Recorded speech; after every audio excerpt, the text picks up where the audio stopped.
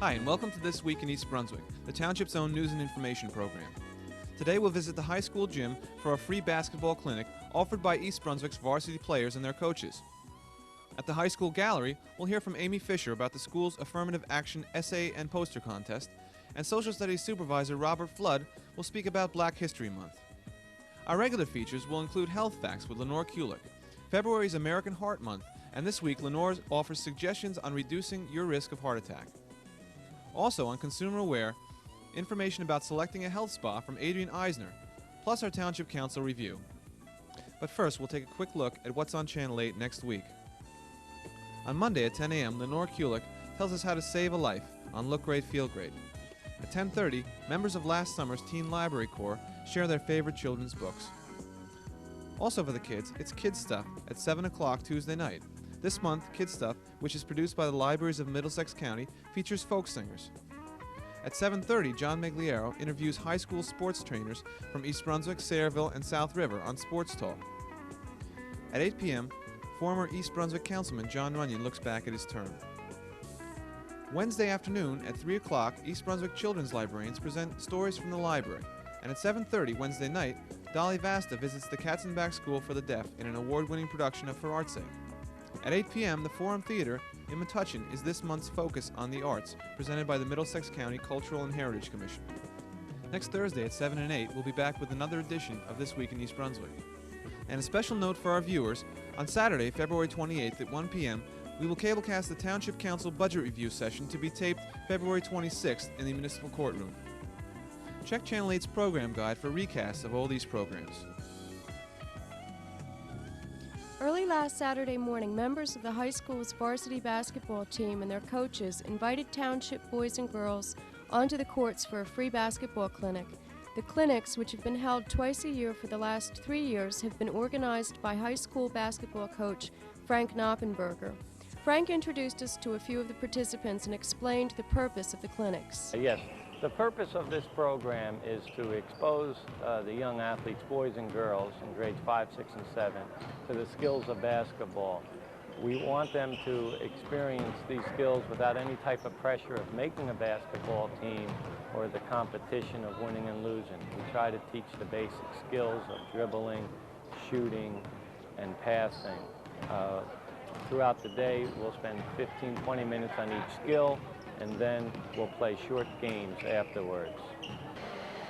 This is the third year that we're doing this. It's a free clinic, and it's given by the coaching staff at the high school, and also the varsity basketball players come up and they volunteer their time. And it's a good experience with them, working with the younger kids and reinforcing their skills. Because what happens is these youngsters come up and watch these players perform in the games, and now it's somewhat exciting for the youngsters to get to know these varsity players on the one-on-one level. Hopefully, from this, we can continue to develop our basketball program at the high school for boys and girls. In conjunction, we also run a basketball camp in the summer for the township people so that they can enjoy the game of basketball. We also talked with star varsity player Greg Berliner and 5th grader Amanda Zussman. And these are very beneficial for the kids because they get taught the right way at a young age, how to do the basics. And that's how you become good, by practicing the basics. And they learn how to ball handle and shoot the correct way. And these are very good for them. And enjoy working with these kids because it's fun at such a young age, and they really listen to you, and you can teach them. You teach them how to shoot because they do listen to you, because they kind of look up to the older kids. Yeah. Hello, my name's Amanda Zussman. I'm in 5th grade. I go to Chittick School. I came up here to learn new basketball skills, and some that I already know. I learned how to dribble better and to shoot and to do layups. It's really fun learning new things up here. Hi, I'm Amy Fisher. I'm the Affirmative Action Officer for the school district. Every year our Affirmative Action program focuses on a different theme. This year it's called The Wonderful World of Differences. The idea is to reinforce our teaching that All people of all cultures and religions and ethnic groups contribute to our society, and then everyone in our society has equal rights. We have a poster and essay contest every year, and this year is no exception. The awards for that contest will be given on February 25th in a ceremony in East Brunswick High School. We're giving out about 100 awards in the art contest and about the same number in the essay contest. The art contest was open to students in grades 4 and the middle school, junior high, and high school, and the English contest in grades 4, 5, and the middle school and junior high school. Some of the posters from the contest are displayed here in the East Brunswick High School gallery, and some of the winning writing entries are included in this booklet, which will be given to all the award winners and which will be placed in the East Brunswick High School library. We have some other activities that we're doing. The last week in February, in conjunction with this, the East Brunswick High School cafeterias are having a wonderful World of Difference week and featuring ethnic foods.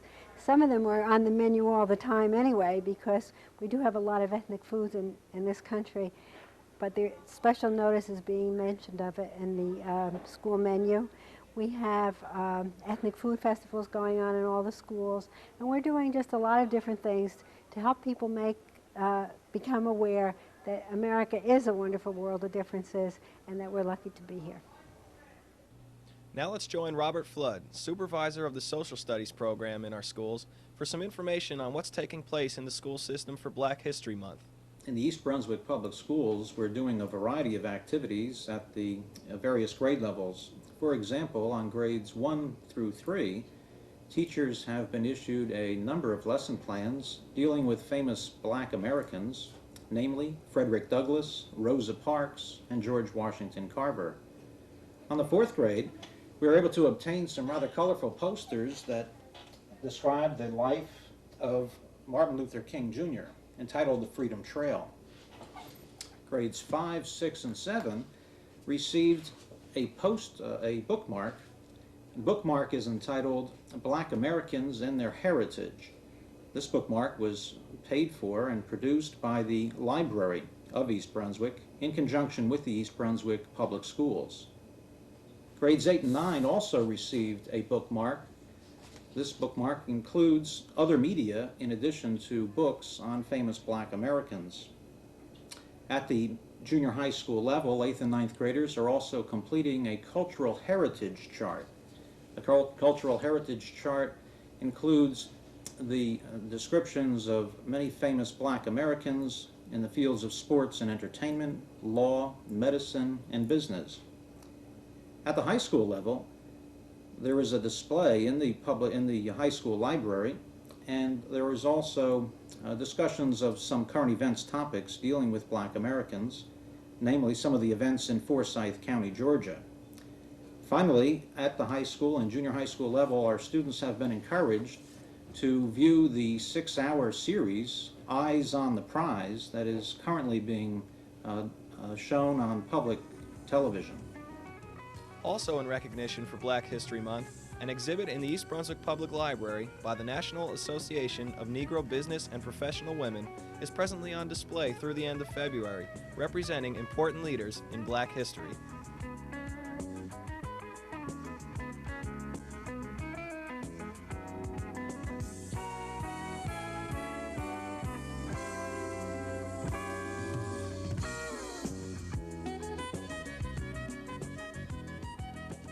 And now for health facts. This week, Lenore Kulik, host of Look Great, Feel Great, offers advice on how to reduce your risk of heart attack. Heart disease is the leading cause of death in the United States by a wide margin. 2 to 1 over cancer, the next leading cause of death. Are you at a high risk of becoming a victim? Let's take a look at some of the risk factors. First, there are the factors over which you have no control. For example, a family tendency. If close family members under the age of 59 have suffered a heart attack, you might be at higher risk. If you're male, you stand a higher risk of getting heart attack, although women have an equal risk after menopause. Age is a factor. The older you get, the greater the risk. However, there are many risk factors over which you do exercise a lot of control. The first of these is cigarette smoking. If you smoke, you are greatly increasing your risk of heart attack. If you smoke a pack a day, you are doubling your risk. More than that, you are tripling it. And if you do suffer a heart attack, the fact that you smoke reduces your chance of survival. Another one is to control your blood pressure. The only way you know that you have high blood pressure is to go to your doctor regularly and have him check it. If your blood pressure is high, make sure you follow your doctor's suggestions to keep it under control. Your diet can make a big difference. It's important that you reduce the saturated fat and cholesterol in your diet. They found that there is a direct relationship between high blood cholesterol and heart disease. In fact, for every 1% drop in cholesterol, there's a 2% reduced risk of death by heart attack. Some suggestions in reducing cholesterol and fat would be to eat more fish, chicken, but not the skin, and lean meats. And if there is any visible fat on the meat, be sure to cut it off. Reduce your egg consumption to no more than 2 per week. They are healthy but loaded with cholesterol. Use low-fat milk or cheese whenever possible. Use liquid oil and margarine, although you should avoid coconut or palm oil. And also you should try to reduce the consumption of luncheon meats such as salami or sausage. The next way you can reduce your risk is one of my favorites, and that is to exercise regularly. People who are sedentary face a much higher risk of heart attack.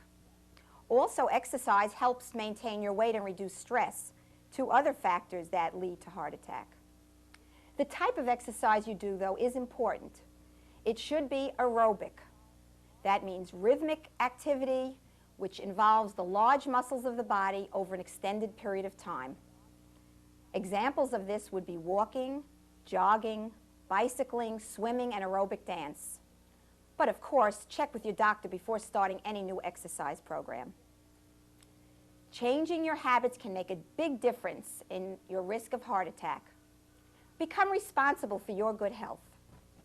If you want more information, you can contact your local American Heart Association for the many pamphlets they have on reducing risk. I'm Lenore Kulik, and this has been Health Facts. Hi, I'm Dolly Basta for Arts Update. I just wanted to remind all of you about this Saturday night at the East Brunswick High School. The East Brunswick Arts Commission and the Arts Council of the school system will be presenting the Goldman Nork Theater Dance Troupe. I hope all of you will be able to come out. The event is being funded by the New Jersey State Council on the Arts. The tickets are at a remarkable price, $4 for adults and $2.50 for seniors and students. Now you can get tickets by calling my office, 390-6825, and I'll be glad to hold them for you. Or else you can simply get them at the box office that night.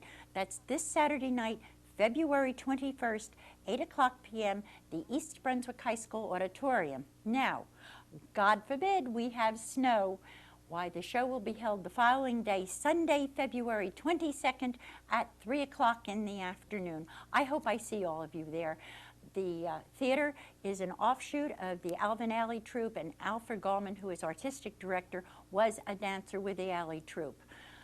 One other thing I wanted to remind you of, and if you don't have tickets for yet, why, make sure you call and reserve them. And that's for Playhouse 22's new production of Baby, the Broadway musical Baby, which opens February 27th and will run through March 29th. That's Friday, Saturday nights, and Sunday matinees at 3:00.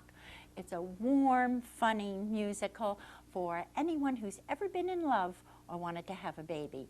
And all you have to do is call 254-3939. That's 254-3939. That's the Playhouse box office, and reserve your tickets. In fact, we're hoping to get up there next week and do a little bit with the show and interview their director, Donna Manfredi.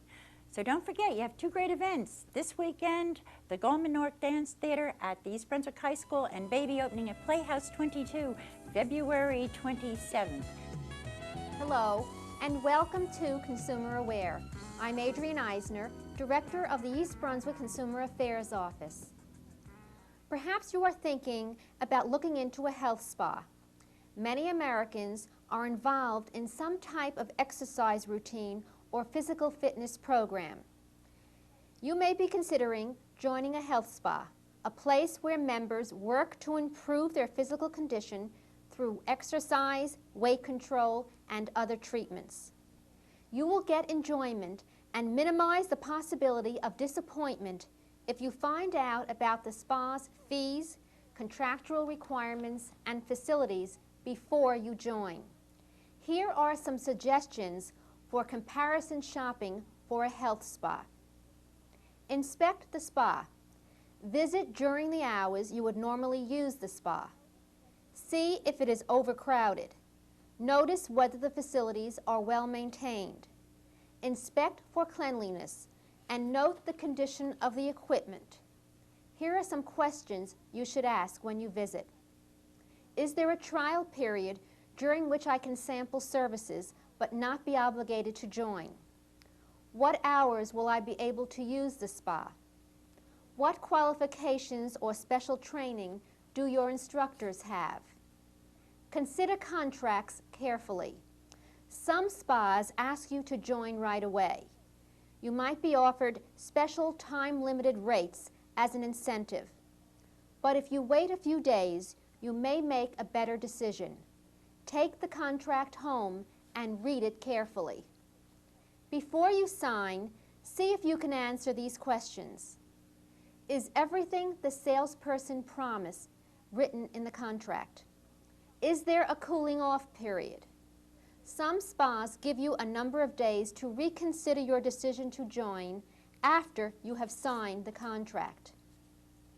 Can you get a refund if you need to cancel, if you move, become disabled, or just want to stop using the spa? Can you afford the payments? If you have any questions, be sure to call us at the Consumer Affairs Office before you sign the contract with the spa. Very often people call us after they have signed the contract and beyond the cooling off period. It is beneficial for you to get all your questions answered first. Please call us at the Consumer Affairs Office. The telephone number is 390-6954. Our office is located in the Municipal Building, and we're there Monday through Friday from 9 a.m. until 5 p.m. Thank you for joining me on Consumer Aware. See you again next week. At Tuesday night's Township Agenda meeting, spokeswoman for the East Brunswick Redevelopment Agency, Doris Fleming, asked if the Council wished the agency to continue to exist, and if so, in what direction it would like the agency to go. The Council reaffirmed the Township's need at this time for the agency and recommended that its members continue to plan the redevelopment of Route 18. The Council requested that they also prepare a report on their long-range plans for presentation on March 2nd. Director of the Middlesex County Health Department, Laszlo Szabo, introduced his staff of environmental program coordinators to the Council. Szabo and his staff answered Council's questions about the regulations, monitoring, and problems at Edgeboro Landfill and discussed options for solving the problems. Councilman Joseph Hudak suggested that Mr. Szabo arrange for a meeting between the Council and representatives of the Health Department and the Department of Environmental Protection in order to resolve long-standing issues at Edgeboro. The Council also discussed resolutions against the siting of a county resource recovery incinerator and against a landfill for the disposal of the ash that results in East Brunswick. Councilman Jackson Agra proposed that Playhouse 22 might earn enough income to pay back its township loan from a township-wide distribution of twofers coupons. These coupons would enable residents to purchase 2 tickets for the price of 1 and would hopefully generate new audiences. Getting on to trying to get some sort of compromise together, I thought of a few things. One, and I think Lou has pointed this out on many occasions, that the theater is in no way able to repay the $75,000 in cash. Also, going back in history, and the one thing that made me change my vote or my opinion of the loan itself was they did not come for a loan. Initially, they came for a grant. It was the inability of a previous council to say no and said, we'll give you a loan, that forced this group into this situation. With all this in mind, I have a compromise that will hopefully, if one of you decides that you think it's a good compromise, will have multi-benefit to both the township, the taxpayers, and certainly the theater itself. And that is, in the next publication, whatever it is, I think you send out 4 things a year by the town, one time only will be offered in that publication a twofer to all the citizens of East Brunswick. Now, I think we send out something like 15,000 homes approximately. If you times that by $8, it far exceeds the $75,000. Now, you may argue that many people won't use it. Well, shame on them. Okay, many people go to restaurants because they have twofers just to try it out and to save money. And I think a cultural event is far more rewarding. So it allows the theater to pay back the taxpayers in the only way they can afford to do it, and that's with their performances. It allows, it may satisfy some of your desire that they actually pay it back, and they pay it back the only way they can. There's no way they can pay it back.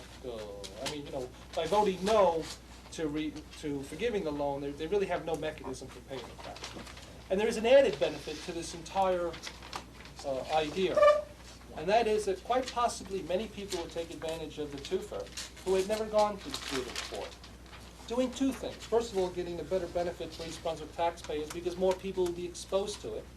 And secondly, I think it wouldn't hurt anyone in town to go see a play at Playhouse 22. I think people would be surprised at the caliber, the dedication of the people there and the performance that they put on. Now, as far as a benefit for them, if you ask anybody who's in the theater, there is no greater reward than playing to a packed house. This would also ensure that, at least if we did it for Friday nights, that they would have a sellout for every Friday night for the next couple of years, I guess.